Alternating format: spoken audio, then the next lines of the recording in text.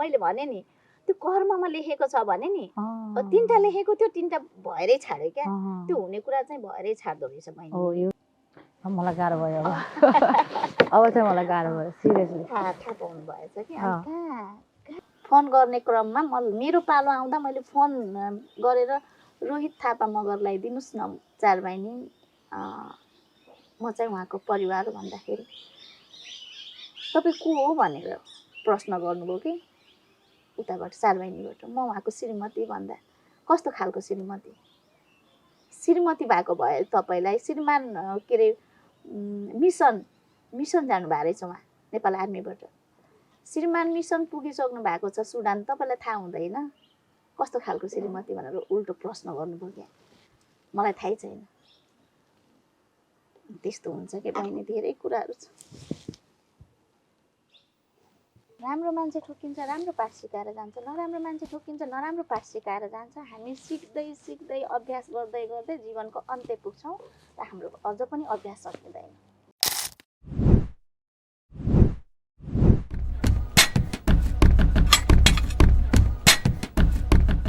नमस्ते पोडकास्टको आजको यो श्रृङ्खलामा तपाईँलाई फेरि पनि स्वागत गरेँ आज हाम्रो अतिथिको रूपमा हुनुहुन्छ नेपालगञ्जमा एउटा राम्रो व्यवसायी महिला जसले 4 जात 36 वर्ण फुलबारीमा सजिएको एउटा हाम्रो नेपाली भनाइलाई उहाँले नेपाली पोसाकको त्यो पहिरनमा समेटेर आफ्नो बिजनेसलाई अगाडि बढाइरहनु भएको छ उहाँको बिजनेसमा उहाँको व्यापारमा उहाँको चौबन्दी बुटिकमा चाहिँ तपाईले सबै थरी जातको सबै थरी धर्मलाई अँगालेको व्यक्तिहरूको समुदायको सम्प्रदायको पहिरनहरू पाउन सक्नुहुन्छ र उहाँ हुनुहुन्छ चौबन्दी चोलीको प्रोप्राइटर अर्चना घिसिङजी तपाईलाई एकदमै धेरै स्वागत गरेँ मैले फेरि पनि आरामै हुनुहुन्छ एकदम कस्तो धेरै एकदमै ग्लो ग्लो भइरहेको छ तपाईको फेस जाडोमा पनि चिसो छ है कसरी दिदी हिजो दिन बितिरहेछ आजभोलि अब अहिले अलिकति व्यापारमा व्यस्त पनि छु हाम्रो अब यो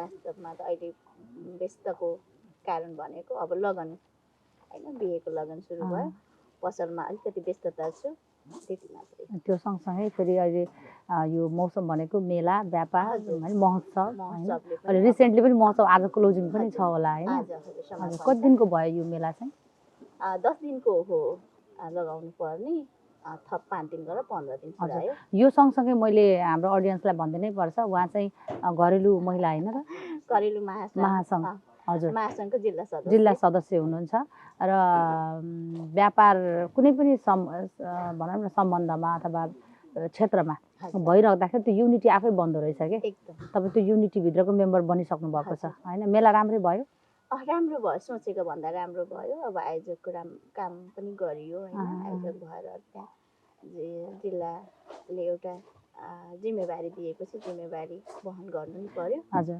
एकदम राम्रो चल्यो सोचेको भन्दा राम्रो भयो र पछिल्लो समयमा नेपालगञ्जमा यो ट्रेन्ड नै छ नेपालभरि तर नेपालगञ्ज अनि त्यसमा पनि तपाईहरु जस्तो हस्तीहरूले यो मेला महोत्सवहरू चलाइदिएर आर्थिक पाटोलाई पनि समृद्धिको एउटा अर्को बाटोमा लैजानमा सपोर्ट गरिरहनु भएको छ अनि आफ्नो जिल्लामा राष्ट्रिय कलाकारहरू राष्ट्रिय गहनाका रूपमा रहेका कलाकारहरूलाई बोलाएर नचाउँदा उनीहरूको पर्फर्मेन्स देखाउँदा त्यसले बेग्लै खालको अर्थतन्त्रलाई फेरि धानेको छ के हैन अब त्यो सँगसँगै तपाईको यो चौबन्दी बुटीको कुरै गर्ने हो भने तपाई आज धेरै राम्रो हुनुभएको छ हेर्नु म त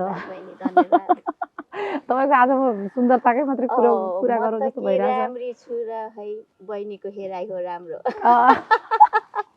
गीत पनि गाउनुहुन्छ दिदीले दिदी अर्चना घिसिङ भन्ने यो नामलाई नेपालगञ्जमा अहिले नचिन्ने कोही पनि छैन तपाई एउटा यो बुटिक सञ्चालक मात्रै नभएर तपाई नामबाट पनि एउटा ब्रान्ड भइसक्नु भएको छ हैन बुटिकले त तपाईलाई गरायो अनि बुटिकको कुरा लुगा त्यसमा पनि जातीय पहिरनका लुगा किन्न कहाँ जाने भन्ने बित्तिकै चौबन्दी चोली त्यो अलि पछि आउला घिसिङ दिदीकोमा जाउँ भन्ने आउँछ के सुरुमै अनि यो मधेसमा यो तराईमा हैन जहाँ चाहिँ अलि धेरै मधेसी मुस्लिम समुदाय त्यसपछि आदिवासी जनजाति त्यसपछि गएर अरू जात भएको ठाउँमा एउटा घिसिङ मात्रै आएर त्यो आफ्नो नामको ब्रान्डिङ अथवा कसैले उच्चारण गरिरहेको सुन्दा कस्तो लाग्छ तपाईलाई मलाई एकदमै गर्व फिल हुन्छ यो कुरामा चाहिँ किनभने चाहिँ एउटा म तामाङ समुदायको चेली हैन यसरी नै भन्न पर्दाखेरि मेरो जन्म घर सर्लाही जिल्ला लखनती खोला हाम्रो गाउँको नाम खोलाकै नाम लखन्ती छ, लखन्ती खोला गाउँ होइन। म त्यहाँ जन्मेकी। त्यस पछाडि मेरो कर्मथलो बाँके जिल्ला पर्यो, नेपालगञ्ज खजुरा गाउँपालिका 1 होइन। एउटा मात्रै घिसिङ कहाँबाट आउनुभयो होइन। तामाङ समुदायलाई यसरी हेर्दाखेरि हाम्रो नेपालगञ्जमा अलिकति बेसी होइन बाक्लो बस्ती भनेको चाहिँ बाँके गाउँमा रहेछ। बाँके गाउँमा मैले पनि अब त्यसरी भिजिट गर्नु त पाएको छुइनँ कि तामाङहरूलाई माया एकदमै माया लाग्छ आफ्नो जातप्रति एकदमै ढलेको म फेरि होइन। अब त्यस पछाडि मेरो आप्पा, हाम्रो भाषामा त आप्पा भन्छौँ, आप्पा मेरो बुवा। आम्मा भन्ने चाहिँ कुन जाति? शेर्पा? तपाईँको चाहिँ आमालाई के भन्नु? आमालाई आमा, बाबालाई बुवालाई आप्पा। मेरो आप्पाले हामीलाई यो ठाउँमा ल्याउनु भएको। कसरी दिदी? हामी कसरी आयौँ भन्दाखेरि आप्पा कामको विषयले निस्किनु भएको।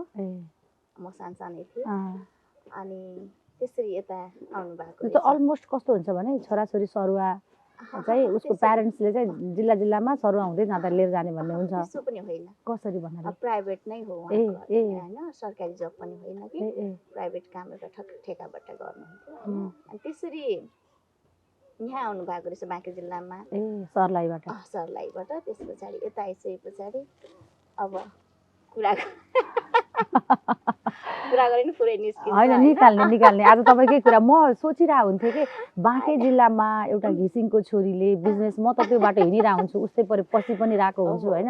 मनमा चाहिँ त्यो भइरहेको थियो कसरी गर्यो त्यस्तो छ। अब लोपोन्मुख जाति भन्न खोजेको होइन कि हुँदै होइन, तर यो जिल्लाको लागि घिसिङ भनेको सायद हाम्रो मैले पनि अहिलेसम्म यत्रो होइन व्यापार व्यवसायमा यत्रो लामो समय लागिरहेको छु। अहिलेसम्म तामाङहरू थुप्रो आउनुहुन्छ क्या होइन। सोनाम लोसार त हाम्रो एकदमै ठुलो महान पर्व हो। तामाङ लोसार, हाम्रो सोनाम लोसारमा धेरैजना तामाङहरू आउनुहुन्छ। त्यसमा म त फेरि तामाङलाई सिधै सोध्ने हो नि त, तपाईँ कुन थरी कुन तामाङ? तामाङमा नि थर हुन्छ। अनि सबै सुनाउनुहुन्छ, ब्लाउन, ग्लान होइन, वाइबा, थिङ थुप्रो भन्नुहुन्छ। घिसिङ भेट्दिनँ भनेपछि म एउटा नमुना मात्र। अनि मैले भन्न खोजेको जस्तो तपाईँको ठाउँमा अरू कोही घिसिङ यहाँ बसेको भए र उसले यो ठाउँ नलिएको भए आज पोडकास्टमा आउँदैन थियो क्या भन्न खोजेको। अर्चना घिसिङ यहाँ भएर पनि तपाईँ आफ्नो जीवनशैली त जिउनुहुन्थ्यो, बाँच्नुहुन्थ्यो, तर यो लेभलमा तपाईँ नआइदिएको भए आज मसँग यसरी बस्नुहुन्थेन। तपाईँका कुरा सुन्नका लागि मैले तपाईँलाई बोलाउँदिनँ थिएँ, तपाईँले यो प्लेटफर्म पनि पाउनुहुन्थेन। अनि मैले भन्दाखेरि त्यही भएर आज चाहिँ खुलेर तपाईँका प्लेटफर्म जस्तो मलाई क्युरियोसिटी हुन्थ्यो क्या, मलाई क्युरियोसिटी कहाँबाट आएको होला यो दिदी होइन, कसरी गरे होला, घिसिङ त कमै छ यहाँ, अनि कति स्ट्रगल गर्नु पर्यो होला भन्नु लाग्थ्यो। अनि मैले मेरो त पोडकास्ट त प्लानिङ नै थियो, मैले पोडकास्ट खोल्ने नै चलाउने भन्ने नै थियो।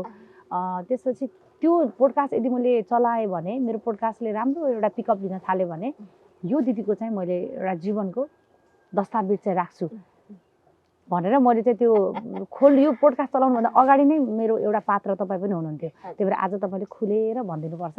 हजुर बुवा यहाँ आउनुभयो, आप्पाकै कुरा थियो होइन। हजुर आप्पा मेरो अलिकति म खुलेरै भन्छु है। एकदमै तपाईँलाई चिनेको तर नबुझेकोले पनि बुझुन् क्या। मेरो आप्पा अलिकति झिल्के होइन। अनि उहाँबाट निस्केर आइसके पछाडि कहाँ जानुभयो त, आप्पालाई त खोज्नु पर्यो। अनि आमा, म सबभन्दा जेठी, सन्तानमा सबभन्दा जेठो म नै हो। अनि बहिनी, म मुनिको बहिनी, आप्पालाई आमा, म, बहिनी 3 जना मिलेर खोज्न हिँड्यौँ। सर्लाहीबाट नेपालगञ्ज हुनुहुन्छ भन्ने थाहा थियो? यो ठाउँमा छ भन्ने थाहा होइन। त्यो बेलामा त फोनको कति सालको कुरा हो यो भन्नुहुन्छ भने तपाईँको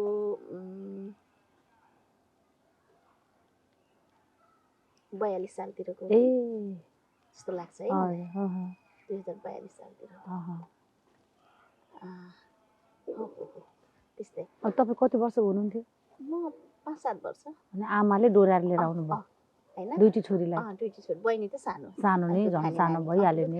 अनि म चाहिँ थाहा पाउँछु होइन, म चाहिँ थाहा पाउने 5-7 वर्षको त थाहा पाइहाल्छ। अनि आप्पा यहाँ कहाँ रहेछ भन्दै खोज्दै आउँदाखेरि आप्पाले मैले खुलेरै भने है, कान्छी आमा लिएर बस्नु भएको रहेछ क्या नेपालगञ्जमा। कान्छी आमा लिएर बस्नु भएको रहेछ। अनि त्यसरी अनि पछि हामी यतैतिर बस्न बाध्य भयौँ के अँ, होइन यतैतिर हामीले बसाइसराई ल्याउनु पर्यो अब यहाँ भने चाहिँ आमाले आपा छोड्नु भएन अनि अनि आपाले पनि छोड्न दबाब दिनु भएन अथवा म तिमीहरूलाई अब उ गर्न सक्दिनँ मेरो हामीलाई परिवार छुट्टै भयो एउटा टहरो बनाएर अब उहाँ त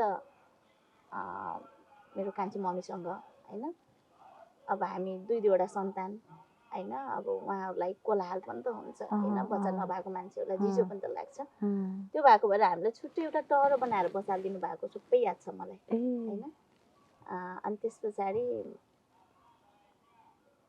अहिले मेरो भाइहरू मेरो कान्छीमा मम्मीबाट मेरो भाइ छ एकदमै प्यारो ओहो हाम्रो सन्तानमा त्यो जस्तो प्यारो कोही पनि छैन होला जस्तो लाग्छ दिदीभाइको सम्बन्ध राम्रो छ एकदमै राम्रो अस्ति आयो भेटेर गयो दिदीलाई पसलमै आउँछ होइन आप्पाले के गर्यो भन्दा पनि एउटा यस्तो हुँदो पनि रहेछ क्या बहिनी मान्छेको त्यो जन्मिँदाखेरि 6 दिनमा छैटी भन्छ भाबीले लेखेको लेखा त्यो लेखा चाहिँ मेटिँदो रहेनछ त्यो हुने कुरा नि भएरै छाड्दो रहेछ क्या मेरो आप्पा झिल्के त आफ्नो ठाउँमा छँदैछ होइन तर मेरो आमा मुनिको फेरि कान्छी आमा मुनिको फेरि कान्छी आमा भने चाहिँ 3टा आमा क्या 3टा आमा भने चाहिँ 3टा आमामा माइली आमा चाहिँ खस्नु भयो जो तपाईहरु आउँदा भेट्नु भएको थियो उहाँमा चाहिँ रहनु भएन उहाँ खसिसकेपछि उहाँबाट चाहिँ मेरो भाइ एउटा हो के मनोज घिसिङ हैन मेरो भाइको नाम पनि लिए ऊ अहिले प्रहरी प्रशासनमा छ है राम्रो उसको आफ्नै जीवनशैली छ राम्रो छ अनि त्यस पछाडि माइली आमा खस्नुभन्दा अगाडि नै फेरि अर्को आमा आउनुभयो आमा आइसके पछाडि अर्को आमाबाट पनि 2टा दाजुभाइ जन्मियो भाइहरू पनि कुरै नगरौँ के तपाईको आमाबाट जन्मेको सन्तान र 2टा आमाबाट जन्मेको सन्तान सबैको सन्तानको बन्डिङ राम्रो छ यस्तो राम्रो छ कसैले भन्दैन कि यो अर्को आमाको यो अर्को आमाको भनेर कस्तो राम्रो छ हाम्रो परिवार त्यो वैरभाव रहेन भाइ बहिनीमा आमाहरुमा चाहिँ कस्तो रह्यो त आमाहरुमा पनि अब त्यस्तो नमिठो छैन मिठै छ अनि आमाहरुले तपाईहरुलाई गर्ने यो सम्बन्धको व्यवहार एकदमै राम्रो छ अनि आमाहरु पनि घिसिङ नै पर्नु सबै 3टै मेरो मम्मी मोक्तान स्या मेरो मामाहरु मोक्तान म घिसिङ भएपछि मेरो मम्मी मोक्तान स्या मोक्तानको छोरी भने है मेरो तामाङ भाषामा बोले मम्मी मोक्तानको छोरी माइलो मम्मी छेत्रीको छोरी कान्छो मम्मी मगरको छोरी ओहो 4 जात 36 वर्ण त घरमै भइसक्यो रहेछ अझै हुनै घरभित्रै बाउन्डरी कस्तो राम्रो त्यस्तो भए पनि हामीमा त्यस्तो भेदभाव छैन सबै धर्म संस्कार कल्चर वर्षभरि तपाईहरु त मनाइराख्नु हुँदो रहेछ फरक सबै पर्छ हामीलाई त हैन हो नि त्यही भएर मैले सबैलाई समेटेर अनि फेरि सबै मलाई यही लागिरहेको थियो सुरुवात है कसरी गर्नुभयो यो बुटीको नाम सोध्नै खोजिरहेको थिएँ मैले मलाई एउटा कुरा कस्तो जान्न मन लाग्यो कि मैले दिदी नै भने है पोडकास्टमा मैले एउटा कुरा कस्तो मलाई एकदमै त्यो टची तरिकाले जान्न मन लाग्यो जब तपाईको आमाले तपाई र बहिनीलाई समाएर यहाँ लिएर आउनुभयो भेट्नुभयो उहाँ त मेरो बुढाले अर्को बिहा गर्नु भएको छ होला भनेर परिकल्पना थिएन होला जब यहाँ आउँदा श्रीमानले अर्को श्रीमती जो आफ्नो सौदा भनौँ न हैन सहन नि त महिलाले सबै सहन्छ त्यो सहँदैन अनि त्यो भेट्दा आमालाई कस्तो भएको थियो तपाईलाई आमाको फेसको झल्को केही याद छ एकदम राम्रोसँग थाहा छ मेरो मम्मी माइतमा आफ्नो मेरो मामा घरको सबभन्दा कान्छो सदस्य कति लाडले प्यारले हुर्केको छोरी लाड प्यारमा हुर्केको छोरी त्यसैमा पनि फेरि मेरो आमा र म 15 वर्षको मात्रै डिस्टेन्स के फरक 15 वर्षमा जन्म हुँदाखेरि मलाई त्यो भएको भएर पनि त्यो बच्चा हुर्काउने पनि मेरो बोजू हैन मामा अहिले खस्नु भयो अनि त्यो भएको भएर मम्मीलाई बच्चा हुर्काउने सम्म पनि थाहा नै त्यस आफै बच्चा हैन बच्चाले बच्चा हुर्काउने सबै मामले गर्नु भएको रे अनि 81 अब त्यस्तो हुँदाखेरि मलाई यति मात्र थाहा छ कि आप्पालाई नि ओ माय गॉड यस्तरी कुट्नु भएको नि चिरुवा दाउराले नेपालगञ्जमा दाउराले मलाई अहिले पनि थाहा छ कि मम्मी अलिकति ज्याङ्गो पनि थियो त्यो बेला, रिस पनि रिस भयो, पनि, आक्रोशमा अपेक्षा भन्दा परको व्यवहार परको देखियो। भयो। त्यो सोच्दै नसोचेको नि त, आफ्नो श्रीमानले अर्को लिएर बसेछ होला भन्ने त्यो कल्पना पनि नगरेको कुरा भएर होला। त्यसरी कुटेको मलाई अहिले पनि झल्को आउँछ कि, तर त्यो कुटाइमा पनि माया थियो। माया नभइदिएको भए त फेरि सँगै बस्नु सकिन्थेन नि त होइन। एउटा बाध्यता पनि भयो फेरि, छोराछोरी तपाईँहरू भइदिनु भयो, कहाँ जानु त, घर इन्डिपेन्डेन्ट जग्गा, छैन हो नि, घर जग्गा जम्मै बेचेर नै, निस्किनु भएको बुवामा इन्डिपेन्डेन्ट, आफूमा एकदम। डिपेन्ड होइन, होइन होइन अनि त्यो बाध्यता नै भयो। बाध्यता पनि भयो। मलाई त अहिले पनि लाग्छ कि अब त्यो रिसमा पनि माया थियो। अब हामीले त्यही भन्नुपर्छ, अनि त्यसरी मिलाउनु पर्यो। हो, त्यो भएको भएर त्यो पल चाहिँ एकदम कठिन पल चाहिँ हो मेरो अनि आमाको लागि। बुवाले अलिकति हात उठाउनु भएन? आपाले त आपाको अहिले पनि मेरो आपाको बोलीमा तिखोपन नै छैन कि, रुखोपन नै छैन। आँखामा हालेर नबिजाउने घिसिङ भन्छ है। मैले भने नि त्यो कर्ममा लेखेको छ भने नि, 3टा लेखेको थियो 3टा भएरै छाड्यो क्या। त्यो हुने कुरा चाहिँ भएरै छाड्दो रहेछ बहिनी। मैले त्यो देखेको आफ्नो घरभित्र भोगेको कुराहरू भन्दैछु क्या होइन। त्यो भएर मान्छेले एउटा मातिएको भन्छ, मातिएको भन्दा पनि त्यो हुने कुरा भएरै छाड्छ। त्यो लेखान त हो कि, त्यो लेखेरै ल्याउनु भएको छ त। समाजको लागि भन्ने र गसिबमा त्यो एउटा पर्यो त, उसलाई त्यो भोग्नु लेखेकै छ, भोग्नुपर्छ, अनि उसले भोगेको छ। लेखान त चाहिँ भोग्नुपर्छ। कस्तो मिठो। नेपालगञ्ज आउँदाखेरि तपाईँहरू फर्स्टमा बुवालाई कहाँ भेट्नुभयो, कस्तो अवस्थामा भेट्नुभयो? फोन थिएन? त्यस्तो कस्तो भन्दा नि यति यो दिन हामी यहाँबाट बस चढ्छौँ, त्यो दिन चाहिँ हामीलाई लिन आउनुपर्छ भन्ने, अहिले त गणेश मान चोक भयो के होइन, हो त्यो चोकमा आपाले हामीलाई रिसिभ गर्न आउनु भएको याद छ। तर अलिकति पीडादायक चाहिँ कहाँनिर छ भने चाहिँ त्यहाँ रिसिभ गरिसके पछाडि घरसम्म पुर्याउनु पर्ने जिम्मेवारी एउटा श्रीमानको कर्तव्य, र श्रीमान मात्रै नभएर बुवा पनि त हो, बाउको त्यो अभिभावकको कर्तव्य पनि थियो। त्यहाँनिर चाहिँ अलिकति खुट्टा तान्नु भएको के भन्नाले के गर्नुभयो उहाँले? ती छोडिदिनु भयो क्या हामीलाई गणेशमान चोकमै। गणेशमान चोक मलाई फेरि अलिकति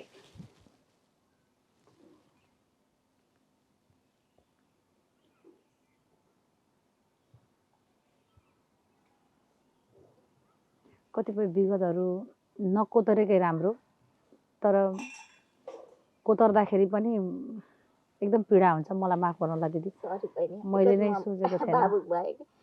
त्यो उमेर हैन अहिलेको जस्तो नै, त्यो तपाईँलाई बालापनमा लागेको चोट, त्यो चाहेर पनि तपाईँले मेट्न सक्नुहुन्न, हटाउन सक्नुहुन्न। अनि यो पनि पीडा सँगसँगै बुवाप्रतिको तपाईँको एउटा अपेक्षा, माया पनि हो नि। हो, तपाईँलाई आज जति रुनु भएको छ, बुवालाई पनि त्यो हरकतले भित्रभित्र त पोलिरहेको छ होला नि त। अब उहाँ कहाँ गएर रुने होइन, त्यसो नगरेर हुन्थ्यो, बाध्यता पनि थियो होला, तर त्यसो नगरेको पनि हुन्थ्यो।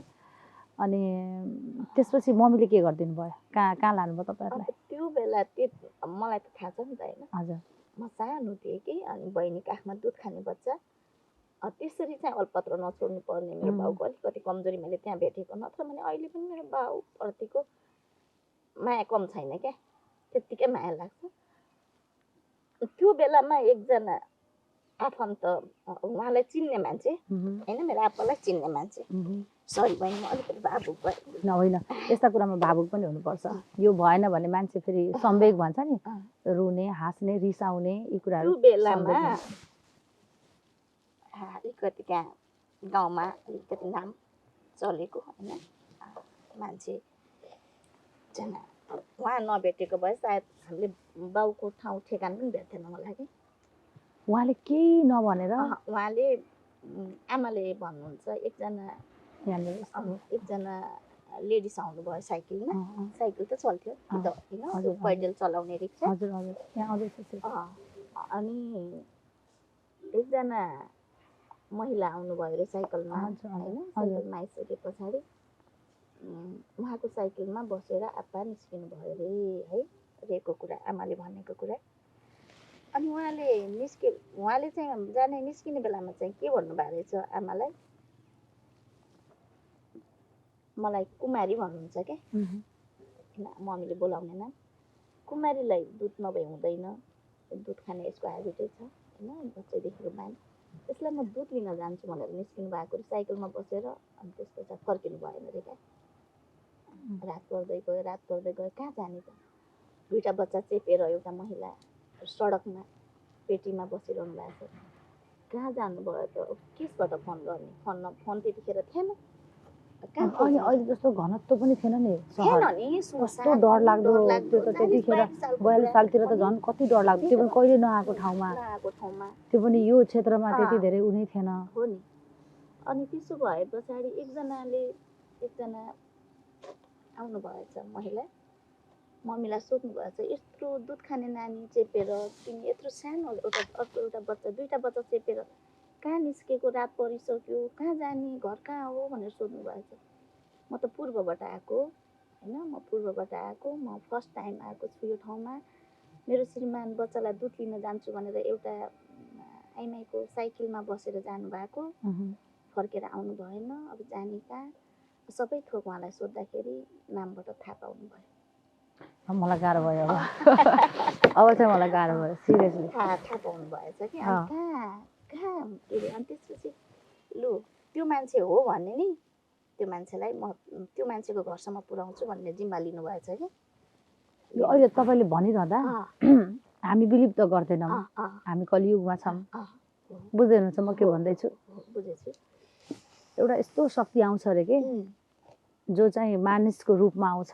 तर तपाईँलाई साथ दिन्छ अरे कि त्यो छ के यो युगमा अहिले पनि तपाईँको मम्मीको तपाईँहरूको जीवनमा त्यो महिला सायदै माथिबाटै नआइदिएको भयो त्यो रात अनि त्यो समय म इमेजिनेसन गर्दैछु नेपालगञ्जको त्यो माहौल त्यतिखेर त यस्तो चकमन्न थिएन लाइट थिएन अलिकति आपाले त्यहाँनिर चाहिँ हामीलाई धोका दिएको त्यो दिन सम्झे भने मलाई रुनु मन लाग्छ क्या आमाको दुःख होइन बहिनी दुध खाने नानी म नै नानी थिएँ सानो हो नि होइन त्यो भएको अनि उहाँले लगिसके पछाडि हामीलाई त्यो मान्छे यहाँ छन् भनेर लगेर तिम्रै श्रीमान हो भने प्रमाण त छैन हामीसँग तिम्रो भनाइअनुसारले त्यही हो श्रीमान तिम्रो हो भने ल म तिमीलाई त्यहाँसम्म पुर्याउने जिम्मा लिन्छु भनेर उहाँले जिम्मा लिएर लानु भएको के त्यहाँ पुर्याइसके पछाडि अनिता तामाङको रिस त भयो तामाङ मात्र होइन नि एउटा जसलाई पनि रिस उठ्छ नि आमाले यसरी कुटेको कि अब कुरै नगरौँ अनि लगेर चौकीमा थुनाउनु भयो क्या होइन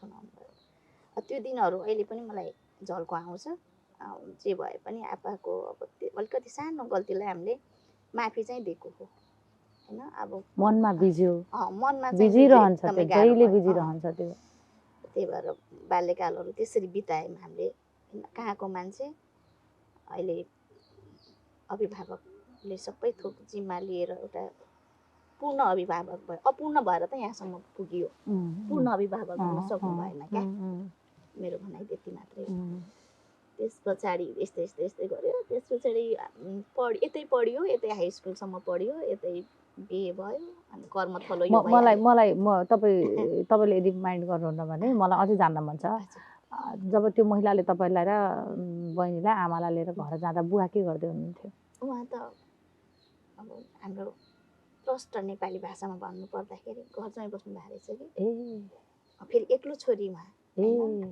एक्लो छोरी कसले घर ज्वाइँ नै भनौँ न सँगै बसेपछि त घर ज्वाइँ त भन्यो त्यसरी बस्नु भएको रहेछ पछि अब त्यस्तै हो त्यसपछि तपाईँहरूको खर्च स्कुलको एडमिसनहरू अनि मम्मीले के गर्नुभयो नेपालगञ्जमा त्यो नयाँ मान्छे नयाँ ठाउँ मम्मीले के गर्नुभयो भन्दाखेरि अब त्यही अब सबै समाजमा बसेपछि समाजले पनि त सपोर्ट गर्यो सपोर्ट उहाँको सपोर्टले धेरै कुराहरू सिक्नुभयो काम गर्ने कुराहरूमा होइन यो ठाउँमा के काम गर्दा पैसा आउँछ अनि त्यस पछाडि हाम्रो फेरि त्यो एरिया भनेको त यस्तै 2 हातको फरक त हो नि इन्डियाको जङ्गल र नेपालको सिमाना अनि इन्डियाको जङ्गल जाने दाउरा ल्याउने दाउरा काट्ने बेच्ने 2टा बच्चा त पढाउनु पर्यो अनि हामीलाई बहिनी त सानो थियो म चाहिँ स्कुल एडमिसन भयो यसरी म चाहिँ पोडकास्टमा त्यही भएर धेरै यस्तो गेस्ट ल्याउन चाहन्न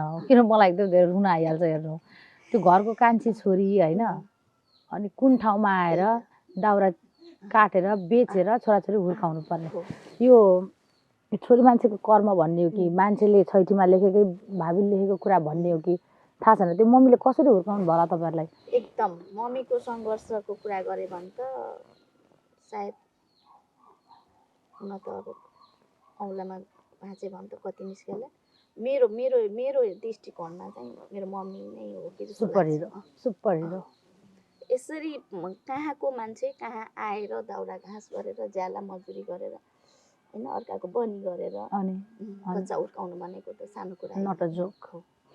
त्यो पनि कम्युनिटी पुरै पहाडी होइन के यो क्षेत्र हो भनेको नि ल्याङ्ग्वेज बुझ्न गाह्रो उहाँलाई। सबैले अनि मेरो मम्मीलाई त यहाँको भाषै अनि बुझ्न ल गाह्रो। हेर्नु त हामीले म अझै पनि अल्मो लाउँछु म आफै अब भनौँ न अनि 45 वर्षको उमेरमा म पनि कति कुराहरू बुझ्दिनँ अनि अल्मो लाउँछु कि अहिले पनि हाम्रो ब्लडमा त पूर्वेली टोन छ नि हो नि हो नि पूर्वैको भाषाहरू झल्किन्छ आफ्नो जन्मथलोको हरेक कुराहरू झल्को आउँछ त्यो भएको भएर पनि अझै पनि मलाई अब यहाँको त छुट्टै भयो कि होइन पहाडतिरको दिदी बहिनीहरूको भाषा अझै पनि केलाउन सक्दिनँ नि छुट्याउन सक्दिनँ त्यस्तो हुन्छ भने मेरो मम्मीलाई कति गाह्रो भयो होला अर्काको मधेसी ठाउँमा मधेसी एरियामा मधेसीहरूसँग हुलमेल भएर उहाँहरूलाई नै दाउरा घाँस बेचेर तपाईँहरू अलग अलग घरमा बसेपछि अनि स्कुल भर्नाहरू भयो अब त्यहाँ कति केटाकेटीलाई अहिले हामी आफ्नो बच्चालाई कति केयर गर्छौँ नि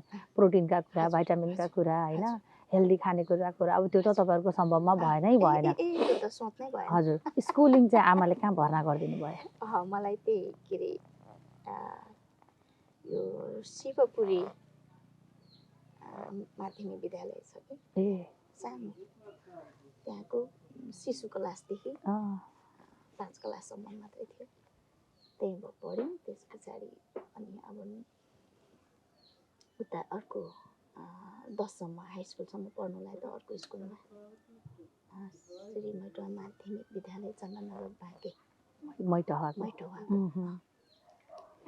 आमाले चाहिँ स्कुल भर्ना चाहिँ गरिदिनु भयो त्यसमा बुवाको रोल थियो यहाँ पढाऊ त्यहाँ पढाऊ बुवाको थिएन केही पनि थिएन अब त्यस पछाडि मैले पनि पढाइलाई निरन्तरता दिन सकेन अब भन्नुहुन्थ्यो तिमी मुनि नानी पनि त छ त के अरे बहिनीलाई पनि पढाउनु पर्यो त्यो भएको भएर पढाइ लगत्तै मेरो बिहेको कुरा आयो बिहे भयो अनि तपाईँको फेरि अर्को जर्नी सुरु भयो हामी त्यतातिर फेरि आउँला आज यिनै कुरा गर्न भनेर आएको होइन अनि बुवाले तपाईँहरूको शिक्षामा एजुकेसनमा कुनै कन्ट्रिब्युसन गर्नु भएन जे गर्नुभयो आमाले गर्नुभयो होइन त उहाँको हातै छैन त्यसमा त भएन अनि आमाले छाती ठुलो गरेर बुवाको अर्को बिहे अनि सन्तान सबैलाई वेलकम गर्नुभयो तपाईँहरूको अहिले बन्डिङ राम्रो छ अहिले यो पोडकास्ट हेरिरहनु भएको छ तपाईँको भाइ बहिनीले भने एकदम मेरो भाइ बहिनी प्राउड गर्नुहुन्छ होला